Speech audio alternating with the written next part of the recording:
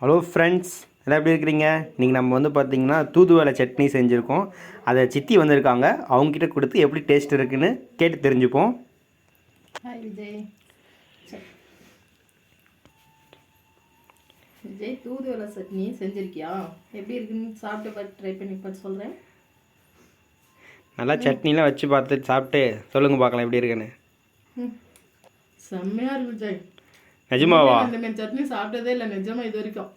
உப்பு காரம்லாம் எப்படி இருக்கு? கரெக்டாக இருக்குது, சாப்பிட்றது செம்ம டேஸ்ட்டாக இருக்குது.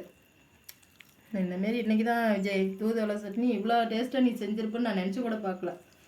செம்மையாக இருக்குது விஜய். வீட்டில் இருக்கிறவங்க எல்லாம் சாப்பிட்டு பார்த்து என்ன சொல்ல போகிறாங்க, உன்னை பாராட்ட போகிறாங்க. இவ்வளோ டேஸ்ட்டாக செய்ய ஆரம்பிச்சிட்டிய நீ. செம்ம விஜய், செம்ம விஜய். அம்மாவுக்கு கொடுப்போம், அம்மா உன்னை ரொம்ப பாராட்ட போகிறாங்க. ஆமாம், அம்மா இன்னும் வரல, அதனால தான் உங்களுக்கு கொடுத்து டெஸ்ட் பண்ணேன் எப்படி இருக்குன்னு. நல்லா இருக்கா? செம்மையாக இருக்கு விஜய். உப்பு காரம் எல்லாமே கரெக்டாக இருக்குது. டேஸ்ட்டு செம்ம டேஸ்ட்டு. Okay ultimate.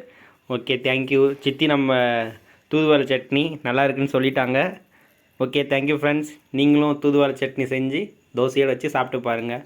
சாப்பிட்டு பாருங்கள் ஃப்ரெண்ட்ஸ், சூப்பராக இருக்குது. விஜய் சட்னி அவ்வளோ டேஸ்ட்டாக இருக்குது.